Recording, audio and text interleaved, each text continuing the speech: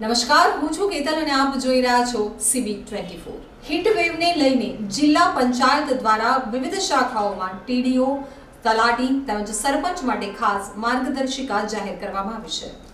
સમગ્ર રાજ્યમાં હાલ ગરમીનો પ્રકોપ યથાવત જોવા મળી રહ્યો છે, ત્યારે હજુ પણ આગામી દિવસોમાં ગરમીનું રેડ એલર્ટ આપવામાં આવ્યું છે। ત્યારે રાજ્યના તમામ વિભાગોએ જિલ્લા વિકાસ અધિકારીઓને હીટ વેવ અંગે સુચારું આયોજન કરવા માટે જણાવ્યું છે। તો ગાંધીનગર જિલ્લા પંચાયત વિભાગ દ્વારા પણ હીટ વેવમાં મહત્વની એડવાઇઝરી બહાર પાડી છે। તો ગ્રામ્ય વિસ્તારમાં કઈ બાબતોનું ધ્યાન રાખવું તે તાલુકા પંચાયત સાથે તલાટી અને સરપંચને પણ હીટ વેવ અંગે આયોજન કરવા જણાવ્યું છે। સમગ્ર આયોજનને લઈ ડેપ્યુટી ડીડીઓ કૃપાલી મિસ્ત્રીએ જણાવ્યું હતું કે તાલુકા વિકાસ અધિકારીને માર્ગદર્શિકા મોકલી છે। તાલુકા પંચાયતમાં આવતા તમામ લાભાર્થી અને અરજદારો માટે બેસવા વ્યવસ્થા સાથે જ ઠંડા પાણીની વ્યવસ્થા કરવા જણાવેલ છે। આરોગ્ય વિભાગ દ્વારા પ્રાથમિક આરોગ્ય કેન્દ્રમાં ORS કોર્નર બનાવ્યા છે। ORS પૂરતા પ્રમાણમાં રહે તે અંગે મેડિકલ ઓફિસર અને આશા બહેનોને જણાવવામાં આવ્યું છે। સાથે જ ખેતીવાડી શાખામાં ખેડૂતોએ બપોરના સમયે ખેતરમાં કામ ન કરવું, સવારે અને સાંજે જ પિયત કરવા જવું તેવી માર્ગદર્શિકા જાહેર કરાઈ છે। તો પશુપાલન વિભાગ માટે પણ પશુઓ માટે ગરમીની અગવડ પડે તો તે માટે પીવાનું પાણી, છાંયડો મળે અને પશુ દવાખાનામાં પણ જરૂરી દવાઓ ઉપલબ્ધ રાખવી તેમ જિલ્લા તંત્ર સુસજ્જ છે। તો આવનાર જૂન મહિનામાં પણ કંટ્રોલ રૂમ બનશે અને સાથે જ નંબર પણ જાહેર કરવામાં આવશે। હીટ વેવને પહોંચી વળવા માટે જિલ્લા તંત્ર પૂરતું સુસજ્જ છે।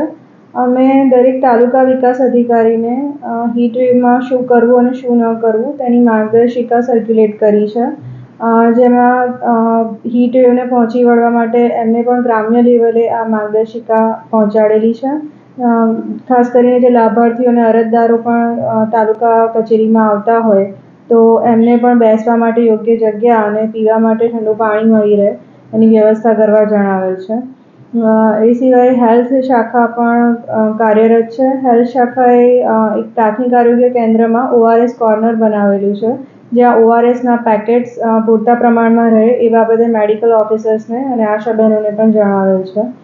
ખેતીવાડી શાખામાં પણ અમે માર્ગદર્શિકા બહાર પાડેલી છે। એ પ્રમાણે અમે બપોરના ટાઈમે ખેતી ન કરે, ખેતીની કોઈ પ્રવૃત્તિ ન કરે એ બાબતે અમે જણાવેલું છે અને સવારે અને સાંજના સમયે પિયત કરવા જણાવેલું છે। પશુપાલન શાખામાં અમે પશુઓને ગરમીના કારણે કોઈ અગવડ ન પડે તે માટે પ્રોપર ઘાસચારો મળી રહે અને પીવાનું પૂરતું પાણી મળી રહે, છાંયડા હોય એવા આશ્રય સ્થાનો મળી રહે એ માટે જણાવેલું છે। ખાસ કરીને પશુ દવાખાનામાં પણ મિનરલ મિક્સચર છે, જરૂરી દવાઓ છે એ ઉપલબ્ધ રહે એ બાબતે પશુ ચિકિત્સકોને પણ અમારા તરફથી કહેવામાં આવેલ છે। અને આમ સમગ્ર રીતે જિલ્લા તંત્ર પૂરી રીતે સુસજ્જ છે। આવનારા સમયમાં જૂન માસમાંથી અમે અહીંયાથી કંટ્રોલ રૂમનો નંબર પણ બહાર પાડવાના છે, જેમાં રાઉન્ડ ધ ક્લોક 24 કલાક અમારા કર્મચારીઓ અહીંયા ઉપલબ્ધ રહેશે।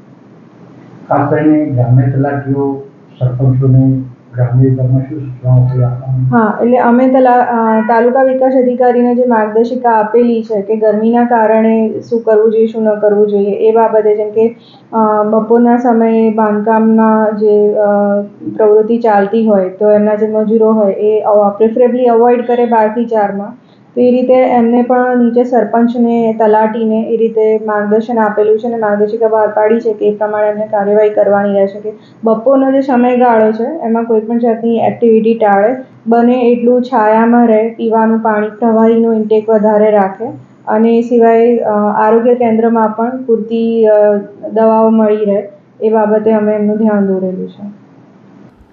ટીડીઓ અને ગ્રામ્ય તલાટી અને સરપંચ ખાસ સૂચના આપી છે। તો ગામડામાં સરપંચ અને તલાટીઓને માર્ગદર્શિકા જાહેર કરાઈ છે। જે પણ બપોરના સમયમાં બાંધકામની પ્રવૃત્તિ ચાલતી હોય તો બપોરે 12 થી 4 વાગ્યા સુધી કામ બંધ કરવાનું પણ જણાવવામાં આવ્યું છે। જો પાલન ન થાય તો તેના વિરુદ્ધ કાર્યવાહી કરવા જણાવ્યું છે। સાથે જ તમામ મજૂરો માટે છાંયડામાં રહેવું અને પીવાનું પાણી સહિત ધ્યાન રાખવાનું જણાવવામાં આવ્યું છે।